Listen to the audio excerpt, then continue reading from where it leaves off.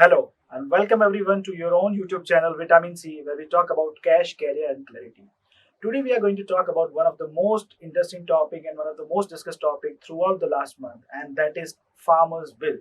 Right from the content of the bill, intention behind the bill, or the opposition, or the way the bill is passed, it was a very controversial matter. But at the same time, this may be a revolution matter. So let us understand what is this Farmers' Bill is all about. What is the main content of the farmers bill, what is the objective behind it, what are the real stakeholders of this farmers bill, and how it is going to impact to the end users, that is us as a consumers or farmers, a state authorities or government, or a corporate world who are ready to jump into the farmers sector because they see a lot of lucrative opportunities in the agriculture sector. So we will understand all this thing in this video. Stay tuned for video till end so that you can understand all this video. Now, first and foremost, before understanding what is the farmer's bill, let us understand how the present system works. So presently, if any farmer is growing any sort of crops and he wants to sell that particular crops, then he need to approach APMC. There are two options. First is the APMC and second is the private market.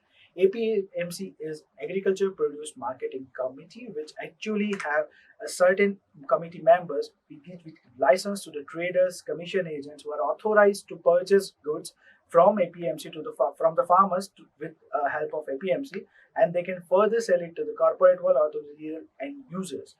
And on this, APMC collects a certain amount of tax. And when the APMC rates which are offered is not convenient to the farmers, then government do procurements what they call MSP, minimum support price for the grains. So it ensures that the farmers get the real value of their goods and they are not exploited. This concept was introduced after the independence in order to bring green revolution to the country. And now, looking to the present circumstances, government has come out with certain changes. Let us understand what was the intention behind this. So, government is right now procuring a lot of goods through this MSP channel, which is consuming a lot of money, a budget, and a lot of food wastage is happening year on year basis.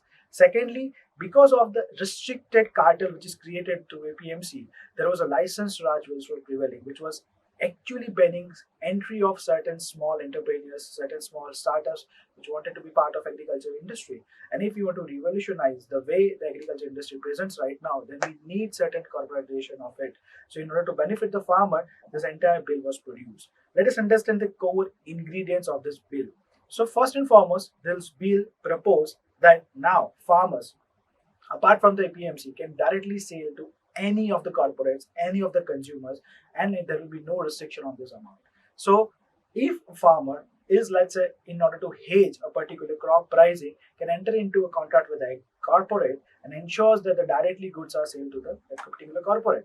Second, it also eliminates any sort of a state border restrictions. So let's say if a farmer is based right now at Gujarat and wanted to sell goods to the corporate which is based at Maharashtra, then it becomes easy. And third, and most important is this particular market will not have any sort of a tax liability. So there are many states which are right now highly dependent on this APMC revenue, like Punjab and Haryana, which are the most opposing state right now to the farmers' bill. So this particular bill will ensure that the farmers can directly get touch with the corporates. At the same time, the small entrepreneurs, specifically food processing units and all such units, can directly get in touch with the farmers and ensuring their proper connection so as a proper business ecosystem can be developed. Now, let us understand how it is going to impact all of us. So, first and foremost, as a farmer, how it is going to impact. For the farmers, probably it will give them a sustainable source of revenue because through APMC, because of the cartel, there were certain price restrictions. Now, by eliminating this particular platform, probably they can enter into corporates, but in a more technological basis there, where there is a more sustainable inputs are there, and based upon that, they can improve their farming system and they can enter into agreement with the corporates. At the same time, one of the biggest reason why farmers are afraid of this particular bill is they might be dominated by the corporates in terms of pricing. So in different countries where actually this farmers bill is present right now, the corporates enter into a long-term agreement with a fixed pricing which actually exploit the farmers. That is one of the biggest reasons that farmers are facing right now. Secondly, farmers are facing an issue of MSP because they think that over a period of time, because of this system, the APMC will become redundant. And once the APMC becomes redundant, probably the MSP will not exist. So there is no surety about the crops they're producing. And with the India, where 85% of the farmers are basically small farmers and they don't have much larger base, Uncertainty can lead to a great amount of confusion and great amount of issues in their financial ecosystem. So for that reasons, farmers are opposing. Now let us understand from the consumer point of view. So let's say if we are consuming the agriculture produce, how it's going to impact. Probably it will ensure that we can have a better goods at better price because of the better players coming into the system, probably larger players coming into the system. So certainly it can benefit to the end consumers. Let us understand from the government point of view. So from the government point of view, this will give a freedom to them. Mainly, there is a lot of budget restrictions, which a lot of budget allotments which are happening to this particular MSP buying. Because of reduction in MSP buying quantum, government will have a lot of saving on the budget allocation. Secondly, a lot of large player will come into agriculture sector, which is in need of an aware. India is largely dependent upon agriculture. The major population is dependent upon agriculture, and with the large player coming into this space, the government will have a more source of revenue, a more green revolution, or another green revolution could be in place. And third and foremost, that is the corporate industry, how it's going to impact. So for corporate industry, for startups which are right now there in agriculture, this is a wonderful opportunity. There can be multiple sources where they can actually be part of this ecosystem. It can be in terms of creating a stage, a platform wherein farmers can directly get in touch with the consumers.